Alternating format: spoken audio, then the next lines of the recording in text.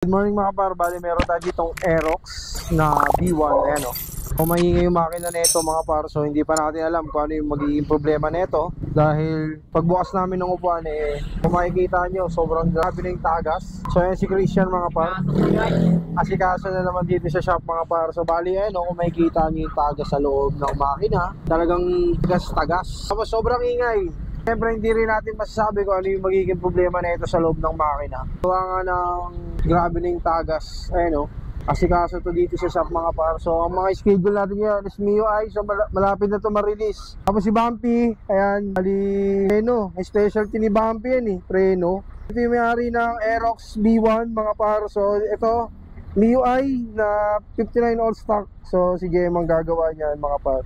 So sa loob, ang dami nating nakatambak na pending na walang pyesa. Bali, kakanain na lang yan mamaya pagkatapos na itong super stock. So gagawin na rin ito super stock ng Aerox B1 mga par. So asikaso na tayo dito sa shop. Go! So mga par, bali nahirapan tayo bunutin dahil nagkaroon na ng tawag dito, ano? Amag. Inaamag na yung niya. So hirap na hirap kami bunutin kanina. Tapos yan, kung makikita nyo, nagtatagas na ng langis, nagtatapon na. So maingay ito nung dumating dito. So malalaman natin kung ano magiging problema nitong Aerox B1 mga par. So siyempre hindi naman natin basta-basta katulong kung ano man yung mga nagiging problema nito dito sa shop.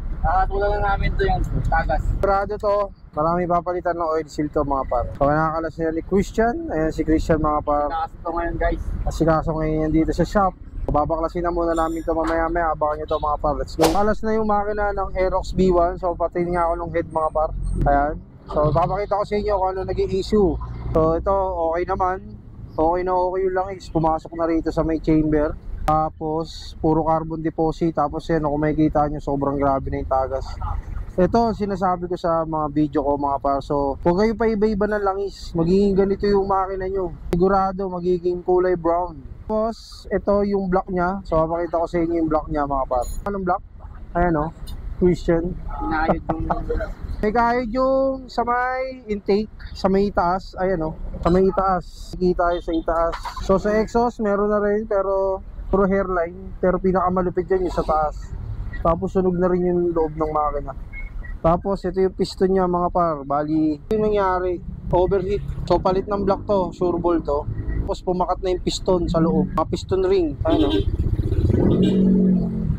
So asikaso na yan dito sa shop mga par.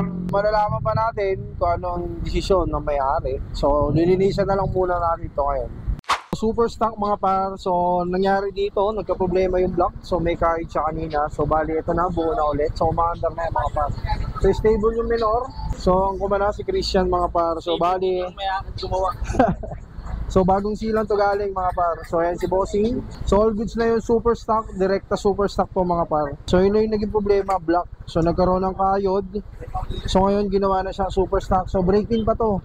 Nakikita nyo bago yung block. At malinis na rin. Hindi katulad kanina. Sobrang itim. Tapos sobrang putik. Ayan. So okay na to. Tapos yung langis niya, ayan o, kung konti na lang yung natira. So all goods na yung Aerox B1 mga par. So yun lang, maraming salamat sa lahat na sumusuporta sa Jake. At siyempre lagi yung mag-iingat. Peace out!